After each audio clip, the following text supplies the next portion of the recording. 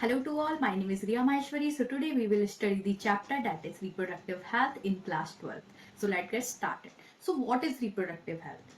We know that there are many type of health, that is physical health, mental health, social health. So there is one more type of health, that is reproductive health.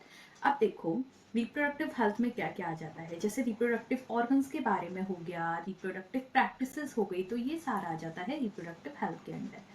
अब हमें पता है कि India में day by day कितनी population increase हो रही है एंड लोगों को अवेयरनेस भी नहीं है कि रिप्रोडक्टिव हेल्थ के बारे में, रिप्रोडक्टिव प्रैक्टिसेस के बारे में, कि कैसे उसको हाइजीनिक तरीके से किया जाए, कैसे उसको केयरफुली किया जाए।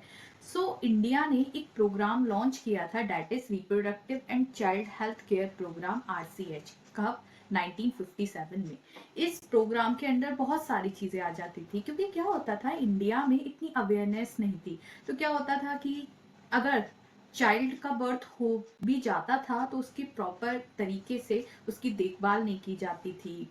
जो मदर होती थी, प्रेग्नेंट मदर होती थी, उसकी अच्छे से केयर नहीं की जाती थी। तो बहुत सारे ऐसी अवेयरनेस नहीं थी, जिसकी वजह से इंडिया को ये प्रोग्राम लॉन्च करना पड़ा। तो इस प्रोग्राम के अंदर बहुत सारी चीजें आ जाती है। उनमें से एक है फैमिली प्लानिंग। जिस तरीके से इंडिया की पॉपुलेशन इतनी इंक्रीज हो रही है, तो इस प्रोग्राम के अंडर जो मेन था वो था फैमिली प्लानिंग। बहुत सारे स्लोगन्स आते हैं, लाइक हम दो हमारे दो, छोटा परिवार सुखी परिवार। तो ये सब गवर्नमेंट के थ्रू लाया गया कि लोगों में थोड़ा सा अवेयरनेस फैले कि पॉपुलेशन कम होगा तो हमारे लिए अच्छा है। कि हम सबको पता है कि जिस हिसाब से इन्वायरमेंट में पॉपुलेशन बढ़ रही है, इतने हमारे पास रिसोर्सेस नहीं है। सो इन्हीं सबको देख के ये प्रोग्राम्स लाए गए। अब इस प्रोग्राम के अंदर और भी बहुत सारी चीजें इन्वॉल्व होती हैं, लाइक रिप्रोडक्टिव ऑर्गन के बारे में, क्योंकि लोगों को सही तरीके से रिप्रोडक्टिव ऑर्गन के बारे में नहीं पता होता है। And adolescence and related changes, adolescence के टाइम पे जो भी चेंजेस आते हैं बॉडी के अंदर, उसके बारे में अवेयरनेस दी थी। Safe and hygienic sexual practices के बारे में, STD that is sexual transmitted disease के बारे में बताया था, कॉन्ट्रासेप्टिव मेथड्स के बारे में बताया था, एंड अबॉर्शन।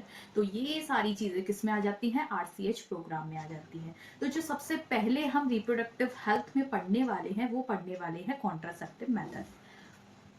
देखो, सो कॉन्ट्रासेप्टिव मेथड्स में बहुत सारे मेथड्स हो जाते हैं। अब क्वेश्चन आता है कि व्हाट इज कॉन्ट्रासेप्टिव मेथड। सो कोई भी मेथड जो प्रेगनेंसी को अवॉइड करता है, वो क्या आ जाता है? कॉन्ट्रासेप्टिव मेथड में आ जाता है। अब इसमें बहुत सारे टाइप के कॉन्ट्रासेप्टिव मेथड्स आ जाते हैं, like natural method, chemical method, surgical method etcetera. So हम वही देखने वाले हैं। सो सबसे पहले जो हम देखने वाले हैं, वो देखने वाले हैं हम नेचुरल मेथड। अब नेचुरल मेथड में क्या होता है, ना ही कोई डिवाइस यूज हो रहा है, ना ही कोई केमिकल यूज हो रहा है, ना ही कोई हार्मोन यूज हो रहा है, ना ही कोई सर्जरी की जा रही है। बस अपना दिमाग लगा के नेचुरली ओवा और स्पर्म को अवॉइड कर रहे हैं कि वो फर्टिलाइज ना कर पाए, आपस में फ्यूज ना कर पाए। सो फर्स्ट इसमें आ जाता है रिदम और पीरियडिक मेथड। अब देखो, इस रिदम और पीरियडिक मेथड में क्या होता है, पीरियडिक से ही समझ आ रहा है, कुछ पीरियडिक टाइम पे होगा, कुछ टाइम पीरियड पे होगा। तो वही है, इस मेथड में क्या होगा, नेचुरली अवॉइड किया जाएगा कि ओवा और स्पर्म आपस में फ्यूज ना कर पाए, फर्टिलाइज ना कर पाए। ना ही इसमें कोई मेडिसिन का यूज किया जा रहा है, ना ही कोई डिवाइस यूज हो रहा है। हमें पता है कि ओवा इस टाइम पे रिलीज होगा, तो हम उस टाइम पे इंटरकोर्स ना करें। जब हम उस टाइम पे इंटरकोर्स नहीं करेंगे तो क्या होगा, नेचुरली अवॉइडिंग होगी मीटिंग ऑफ ओवा एंड स्पर्म की। ठीक है, अब समझ आया। देखो, ओव्यूलेटरी फेज, ओव्यूलेटरी फेज क्या होता है, वो फेज जिसमें ओवा का ओव्यूलेशन होता है, मींस फॉलिकल से, ओवरी से ओवा रिलीज होता है। तो जब ओव्यूलेटरी फेज चल रहा है तो उस टाइम पे इंटरकोर्स ना करें, बाकी टाइम पे इंटरकोर्स कर सकते हैं। तो इंटरकोर्स हमें कब करना है, नॉन ओव्यूलेटरी फेज में करना है। अब अवॉइड कब करना है, देखो अवॉइड करना है जब मेंस्ट्रुअल फेज का 10 to 17 डे चल रहा होता है। इस 10 to 17 डे पे क्या होता है, ओव्यूलेशन हो रहा होता है। तो अब ओव्यूलेशन के टाइम पे क्या होगा, ओवर रिलीज होगा। अब सपोज उसी टाइम पे इंटरकोर्स होता है एंड स्पर्म का क्या हो जाए, अगर फ्यूजन हो जाए तो फर्टिलाइजेशन हो सकता है, जो कि हमें नहीं होने देना है। सो ये हो गया हमारा पीरियडिक मेथड। अब नेक्स्ट आते हैं विड्रॉल और कोइटस इंटरप्ट पे। अब इसमें क्या होगा, विड्रॉल करेंगे मतलब हम किसी चीज को निकालेंगे या फिर कोइटस को इंटरप्ट करवाएंगे। इस मेथड में क्या होगा कि जब सेक्सुअल इंटरकोर्स हो रहा होता है तो जो मेल पार्टनर क्या करे, अपनी पेनिस को विड्रॉ कर ले, बाहर निकाले वजाइना से बिफोर इजैक्यूलेशन। अगर इजैक्यूलेशन से पहले ही पेनिस को बाहर निकाल लेंगे तो क्या होगा, इंसेमिनेशन बॉडी के अंदर नहीं होगा। जब बॉडी के अंदर वजाइना के अंदर इंसेमिनेशन नहीं होगा तो स्पर्म अंदर नहीं जा पाएंगे और फर्टिलाइजेशन नहीं हो पाएगा। बट ये एक नेचुरल मेथड है तो, बट इसके चांसेस ऑफ फेलियर बहुत ज्यादा है। क्यों? क्योंकि ये जो प्री इजैक्यूलेटरी फ्लूइड होता है उसमें भी क्या होते हैं, कुछ अमाउंट में स्पर्म्स होते हैं। अब ये भी हो सकता है कि जो प्री इजैक्यूलेटरी फ्लूइड है उसमें स्पर्म थे, वही क्या करे, ओवा के साथ फर्टिलाइज कर जाए। ठीक है, तो क्या हो जाएगी, प्रेगनेंसी हो जाएगी, जो कि हमें नहीं होने देनी है। तो ये एक नेचुरल मेथड है बट इसके फेलियर ऑफ चांसेस आता है। नेक्स्ट जो मेथड आता है दैट इज लैक्टेशनल अमेनोरिया। अब अमेनोरिया का मीन्स होता है कि मेंस्ट्रुअल साइकिल नहीं होना। अब देखो, जो लैक्टेशनल मदर होती है, क्या हुआ, पार्चुरेशन हुआ, पार्चुरेशन के बाद कौन सा फेस आता है, लैक्टेशन फेस आता है। अब इस लैक्टेशन फेस में क्या होता है, ओव्यूलेशन नहीं होगा। क्यों नहीं होगा? क्योंकि जब लैक्टेशनल पीरियड चल रहा होता है उस टाइम पे एक हार्मोन रिलीज होता है दैट इज प्रोलैक्टिन। वो प्रोलैक्टिन क्या करता है, इनहिबिट करता है मेंस्ट्रुअल साइकिल को। मींस मेंस्ट्रुअल साइकिल नहीं होगी, उसमें ओव्यूलेशन नहीं होगा। अब जब ओव्यूलेशन नहीं होगा, ओवा बाहर नहीं निकल रहा है, तो फर्टिलाइजेशन की तो कोई चांसेस ही नहीं है। बट ये इफेक्टिव है तो, बट 6 मंथ तक इफेक्टिव है पार्चुरेशन के बाद। तो पार्चुरेशन के बाद अगर 6 मंथ तक इंटरकोर्स करते हैं, ठीक है, तब क्या होगा, प्रेगनेंसी अवॉइड होगी। बट 6 मंथ के बाद अगर लैक्टेशनल पीरियड चल भी रहा है बट साथ में क्या होगा, ओव्यूलेशन भी होगा, तब क्या होगा, तब साथ में क्या होगा, ओव्यूलेशन भी होगा। तो ये हो गया लैक्टेशनल अमेनोरिया। अब हमारा नेचुरल मेथड खत्म हो गया, अब आ जाते हैं बैरियर मेथड पे। बैरियर मेथड में क्या होता है, कुछ बैरियर यूज किया जाएगा कि फिजिकली ओवा और स्पर्म क्या हो, आपस में मीट ना कर पाए। सो इसमें जो फर्स्ट आ जाता है वो आ जाता है कॉन्डोम। अब ये क्या होता है, देखो, ये जो कॉन्डोम होता है ये रबड़ का बना होता है, थिन रबड़ का या फिर लैटेक्स शीट का बना होता है। इसको यूज किया जाता है पेनिस के ऊपर इन मेल, ठीक है। वजाइना और सर्विक्स में भी यूज किया जाता है इन फीमेल्स, ठीक है। कब यूज किया जाएगा, बिफोर क्वाइटस। अब ये क्या करेगा, अब ये एक बैरियर की तरह काम कर रहा है कि जब इजैक्यूलेशन होगा तो जो स्पर्म है वो उस रिप्रोडक्टिव ट्रैक में एंटर ना कर पाए, ठीक है। तो ऐसे करके ये कॉन्डोम्स वर्क करते हैं। इसके कुछ एडिशनल मेथड्स भी हैं, लाइक ये एसटीडी को भी अवॉइड करता है। एसटीडी सेक्सुअल ट्रांसमिटेड डिसीज को भी अवॉइड करेगा। उसके साथ साथ ये डिस्पोजेबल होते हैं, सेल्फ इंसर्टेड होते हैं, give privacy to the partner, ठीक है। अब बहुत एक फेमस मेल कॉन्डोम का ब्रांड है that is Nirodh. Clear? Next जो है बैरियर मेथड वो है diaphragm, cervical cap and valve, ठीक है। अब इसमें क्या किया जाएगा, यही डायफ्राम्स यूज किए जाएंगे, सर्विकल कैप्स यूज किए जाएंगे, वॉल्व्स यूज किए जाएंगे, but in female not in male. तो ये भी क्या है, रबड़ का ही बना हुआ है। ये इंसर्ट किया जाता है फीमेल रिप्रोडक्टिव ट्रैक में, जो सर्विक्स को क्या करेगा, कवर कर देगा ड्यूरिंग क्वाइटस, ठीक है। अब ये भी क्या करेगा, स्पर्म की एंट्री को ब्लॉक करेगा कि फीमेल के रिप्रोडक्टिव ट्रैक में वो एंटर ना कर पाए। ये भी कैसा होता है, रीयूजेबल होता है। अब इसकी एफिशिएंसी को बढ़ाने के लिए इसके साथ कुछ क्रीम्स, जेलीज, फॉर्म्स यूज की जाती हैं। तो वो कौन सी क्रीम, जेलीज, फॉर्म होती है, वो होती हैं स्पर्मेसिडल क्रीम्स, जेलीज, फॉर्म्स। अब इसका काम होता है कि ये स्पर्म को क्या कर देती है, किल कर देती, बट ये एसटीडी से प्रोटेक्ट नहीं करती है। मीन सेक्सुअल ट्रांसमिटेड डिसीज से ये प्रोटेक्ट नहीं करेंगी। बाकी क्या करेंगी, फिजिकली ओवा और स्पर्म की मीटिंग को अवॉइड कर देंगी। नेक्स्ट जो हम मेथड पे आते हैं वो आते हैं intra uterine device. Means uterus के अंदर कुछ डिवाइसेस यूज किए जाएंगे जिसकी वजह से ओवा और स्पर्म मीट ना कर पाए। तो इसमें जो फर्स्ट आ जाता है वो आ जाता है non medicated IUD. Non medicated का मतलब ना ही इसमें कोई केमिकल यूज किया जा रहा है, ना ही ये कुछ और रिलीज कर रहे हैं जिसकी वजह से क्या कर रहे हैं, वो आपस में फ्यूज ना कर पाए। तो ये जो नॉन मेडिकेटेड आईयूडी होते हैं ये प्लास्टिक के फॉर्म होते हैं, स्टील के फॉर्म होते हैं। अब ये क्या करते हैं, ये प्रमोट करेंगे फेगोसाइटिक सेल्स को। अब जो यूट्रस के अंदर फेगोसाइटिक सेल्स होते हैं वो क्या करेंगे, स्पर्म का फेगोसाइटेशन करेंगे, मींस उसको इनगल्फ कर लेंगे। अब जब स्पर्म का फेगोसाइटेशन हो गया, फेगोसाइटोसिस हो गया, तो अब क्या वो स्पर्म फ्यूज कर पाएंगे ओवा के साथ, नहीं। तो ऐसे करके क्या किया जाता है, अवॉइड किया जाता है।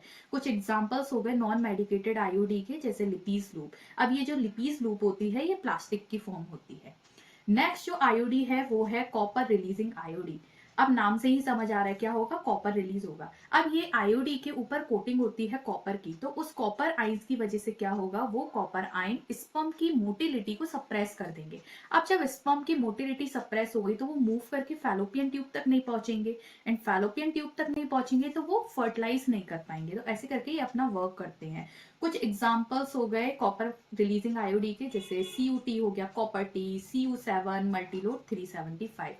अब नेक्स्ट आ जाते हैं हार्मोन रिलीजिंग आईओडी। अब ये आईओडी कुछ ना कुछ हार्मोन रिलीज करेंगे और उसकी वजह से क्या होगा, अवॉइड करेंगे मीटअप ऑफ ओवा एंड स्पर्म। देखो इसमें क्या होता है, यूट्रस अनस्वीटेबल हो जाता है कि क्या हो, इम्प्लांटेशन ना हो पाए, और क्या हो, सर्विक्स हॉस्टाइल हो जाए स्पर्म के लिए। अब जब सर्विक्स हॉस्टाइल हो गया स्पर्म के लिए, मींस कि सर्विक्स अनस्वीटेबल है स्पर्म के लिए, कि सर्विक्स में अच्छे से स्पर्म पास नहीं हो पा रहे हैं, सर्विक्स में कैपेसिटेशन नहीं हो पा रहा है, और भी चीजें नहीं हो पा रही हैं। अब सपोज फर्टिलाइजेशन हो भी गया बट इम्प्लांटेशन नहीं हो पा रहा है, जब इम्प्लांटेशन जब तक नहीं होगा तब तक प्रेगनेंसी नहीं होगी। तो ये हो गए हार्मोनल रिलीजिंग आईओडीज। अब इसमें एग्जांपल्स आ जाते हैं, जैसे प्रोगेस्ट्रेसर्ट हो गया, LNG-20 हो गया। Next is chemical method. Chemical method में कुछ ना कुछ केमिकल्स यूज किए जाएंगे जो अवॉइड करेंगे प्रेगनेंसी को। लाइक इस मेथड में कौन सा केमिकल यूज किया जाता है, स्पर्मिसिडल एजेंट यूज किया जाता है या फिर सरफेस एक्टिव एजेंट यूज किया जाता है। ये क्या करते हैं, ये स्पर्मेटोजोआ पे वर्क करेंगे, उनकी जो ऑक्सीजन अपटेकिंग की कैपेसिटी होती है उसको इनहिबिट कर देते हैं। अब सपोज स्पर्म जब ऑक्सीजन ही नहीं ले पाएंगे तो फिर वो जिंदा कैसे रह पाएंगे, तो क्या हो जाएंगे, ऐसे करके स्पर्म किल हो जाएंगे। ठीक है, कुछ एग्जांपल्स देख लेते हैं क्या होती हैं। कुछ वजाइनल फॉर्म या टैबलेट की फॉर्म में होती हैं, उनका नाम है टुडे। ठीक है, कुछ क्रीम्स और जेली की फॉर्म में भी अवेलेबल होती हैं, उसका नाम है निम 76। क्लियर। अब आ जाते हैं हार्मोनल मेथड। हार्मोनल मेथड में जो फर्स्ट है वो है ओरल पिल। मींस इस मेथड में हार्मोन्स की हेल्प से क्या होगा, ओवा और स्पर्म का फ्यूजन नहीं होगा, अगर फ्यूजन हो भी जाता है तो इम्प्लांटेशन नहीं होगा। So the first is oral pill. Oral pill एक डेली पिल होती है, मतलब इसको हमें रोज लेनी पड़ेगी। अब इसमें 21 कैसी पिल होंगी, हार्मोनल पिल होंगी, मतलब रोज 21 डेज तक क्या लिया जाएगा, हार्मोनल पिल ली जाएगी। बट लास्ट के जो 7 डेज होते हैं, जो 7 पिल्स होंगी उसमें वो कैसी होंगी, आयरन पिल्स होंगी।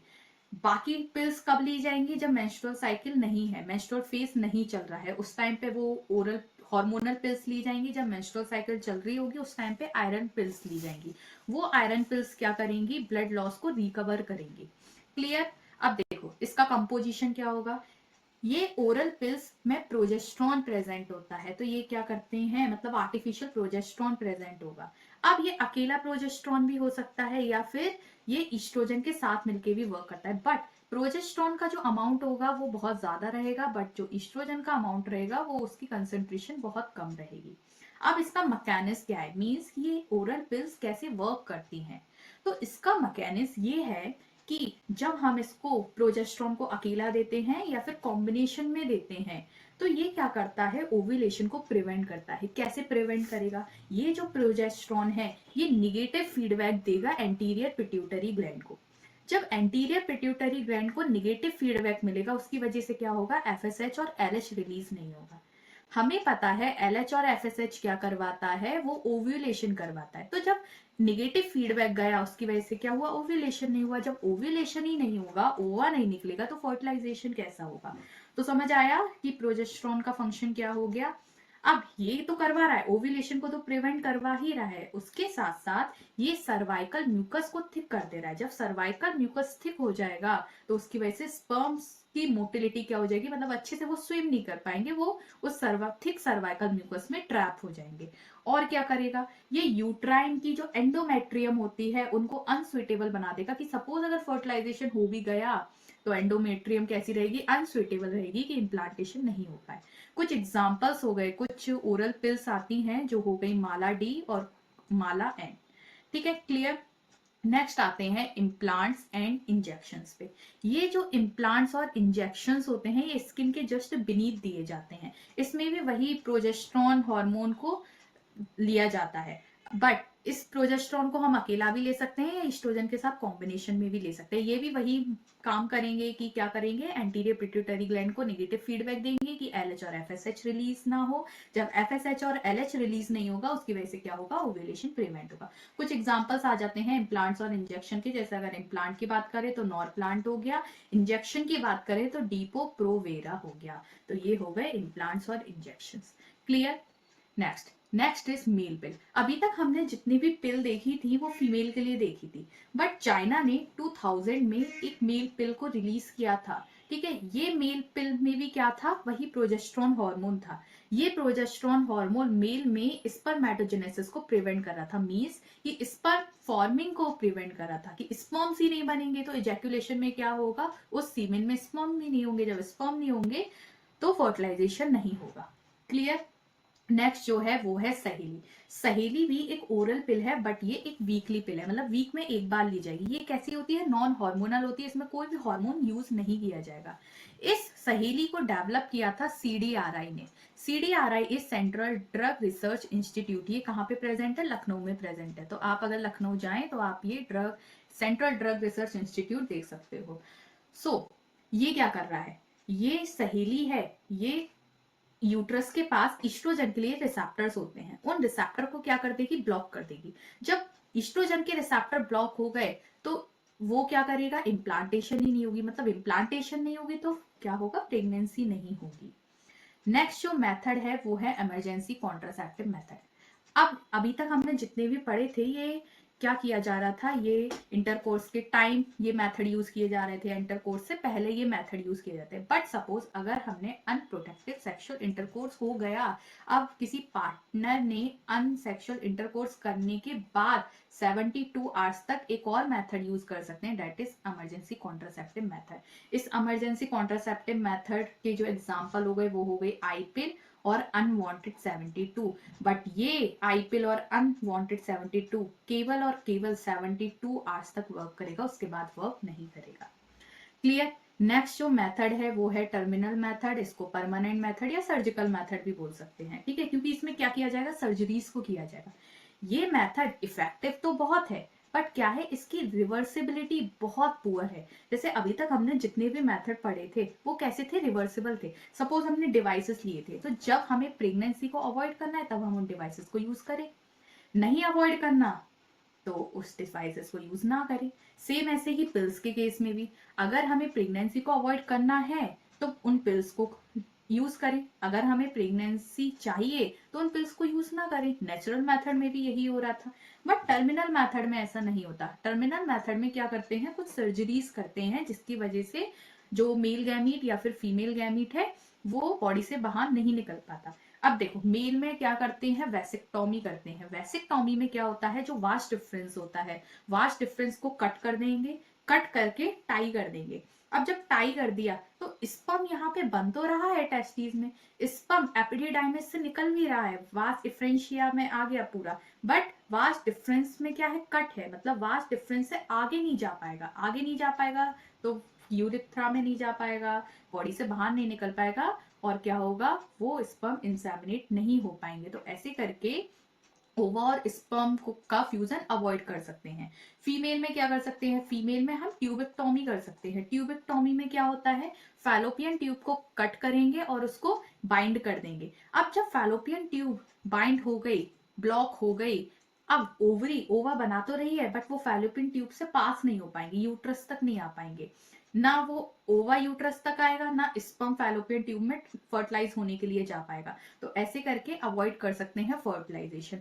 अब देखो हमने सर्जरी करवा के इनको कट करवा के टाई करवा दिया। अब सपोज हम क्या करना है, प्रेगनेंसी चाहिए, बट प्रेगनेंसी के टाइम हमने सपोज सर्जरी करवा के वापस इनको ज्वाइन करवा भी लिया, बट जो चांसेस होते हैं वो बहुत बहुत कम होते हैं, इसलिए हम इसको परमानेंट मेथड या फिर टर्मिनल मेथड बोलते हैं। क्लियर। तो यहाँ पे हमारे सारे कॉन्ट्रासेप्टिव मेथड खत्म हुए। अब हम आ जाते हैं एमटीपी पे, that is medical termination of pregnancy.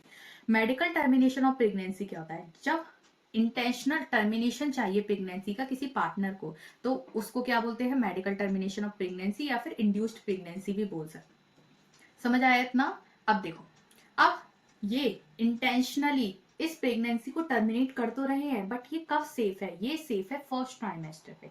अब देखो ट्राइमेस्टर क्या होता है, 9 मंथ का गेस्टेशन पीरियड होता है। अब इस पूरे 9 मंथ के गेस्टेशन पीरियड को हमने ट्राइमेस्टर में डिवाइड किया है। First 3 month first trimester, next 3 month second trimester, next 3 month third trimester. So जो फर्स्ट ट्राइमेस्टर है 12 वीक तक जो चलता है उसमें एमटीपी सेफ रहता है, बट सेकंड ट्राइमेस्टर जब आता है तो उसमें थोड़ा रिस्की हो जाता है। अब देखो इस एमटीपी को कब कब परफॉर्म किया जाता है, किस किस केसेस में हम एमटीपी करते हैं। सपोज किसी पार्टनर ने कैजुअल अनप्रोटेक्टिव इंटरकोर्स किया है, उस टाइम में हम एमटीपी यूज कर सकते हैं। या फिर कॉन्ट्रासेप्टिव मेथड यूज किया था बट क्या हुआ, फेल हो गया, उस केस में एमटीपी यूज कर सकते हैं। रेप के केस में एमटीपी यूज कर सकते हैं। या फिर प्रेगनेंसी हो गई, ठीक है, प्रेग्नेंट है बट क्या है, उस प्रेगनेंसी को अगर वो चलती रही, कंटिन्यूएशन हुआ उस प्रेगनेंसी का, तो उसकी वजह से मदर को हार्म हो सकता है या फिर फीटस को हार्म हो सकता है या दोनों को हार्म हो सकता है। तो उस केस में भी क्या करना पड़ेगा, एमटीपी करना पड़ेगा।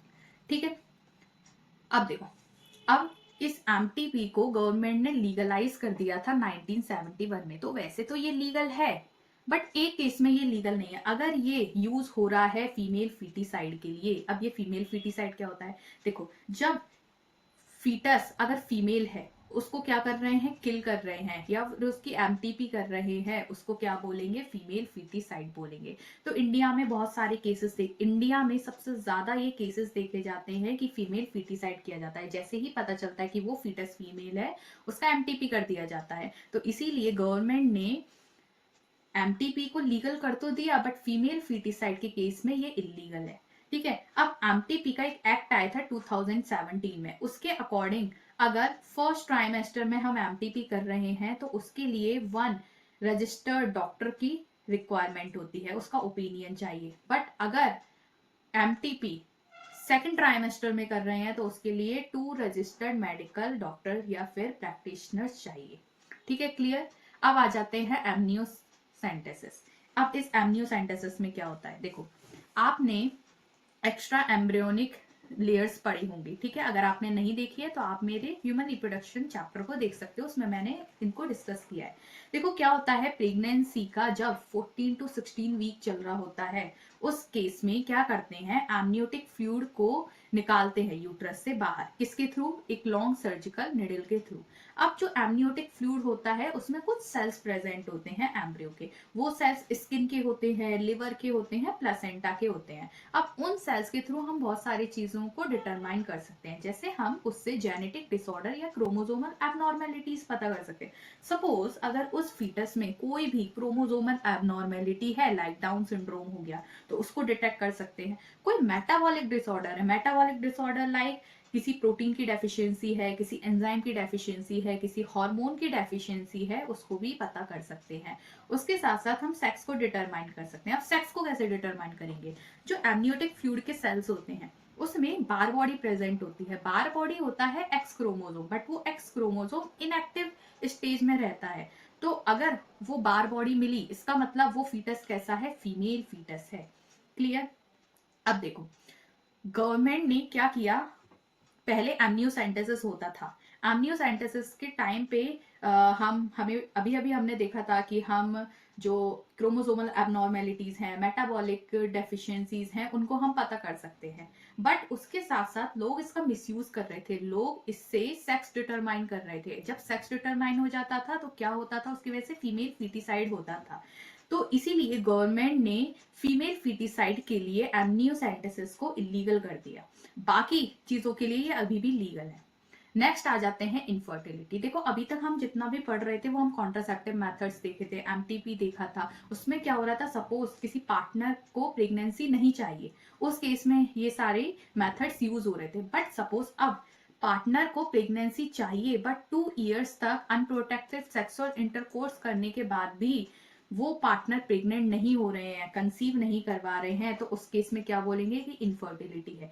अब ये इनफर्टिलिटी के बहुत सारे रीजंस हो सकते हैं, वो रीजन मेल में भी हो सकते हैं और फीमेल भी हो सकती है। अब सबसे पहले मेल के देख लेते हैं।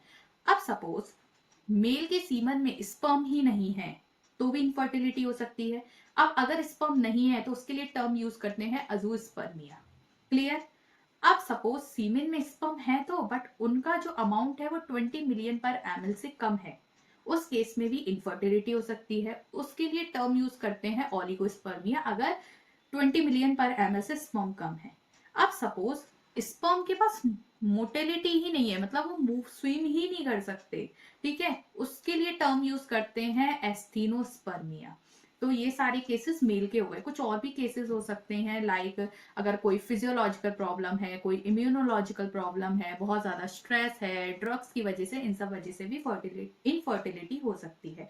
अब इन सारे केसेस की वजह से, physiological, immunological, stress and drugs की वजह से मेल में भी इनफर्टिलिटी हो सकती है, फीमेल में भी हो सकती है। अब कुछ फीमेल के देख लेते हैं, लाइक अगर फैलोपियन ट्यूब ब्लॉक हो जाए, फैलोपियन ट्यूब ब्लॉक हो जाएगी तो उसकी वजह से क्या होगा, ओवा फैलोपियन ट्यूब से बाहर नहीं निकल पाएगा, यूट्रस में नहीं आ पाएगा, ना ही स्पर्म जा पाएगा फर्टिलाइज करने के लिए, ठीक है। अगर हार्मोन का अमाउंट बहुत कम है, सपोज अगर प्रोजेस्टेरॉन का अमाउंट बहुत कम है, जब प्रोजेस्टेरॉन का अमाउंट नहीं होगा तो क्या होगा, इम्प्लांटेशन नहीं हो सकता, तो उसकी वजह से भी कंसीव नहीं कर सकते। एंडोमेट्रियोसिस, तो ये इन सब की वजह से क्या आ सकती है, इनफर्टिलिटी हो सकती है।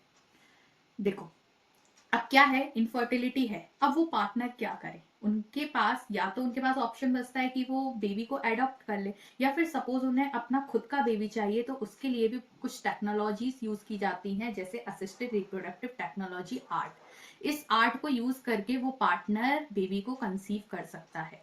तो इसमें जो फर्स्ट टेक्निक है वो है IVF, that is in vitro fertilization, जिसको टेस्ट ट्यूब बेबी बोलते हैं। अब टेस्ट ट्यूब बेबी का मतलब ये नहीं है कि टेस्ट ट्यूब में ही पूरा का पूरा बेबी बन रहा है, बट क्या होगा, फर्टिलाइजेशन टेस्ट ट्यूब में होगा।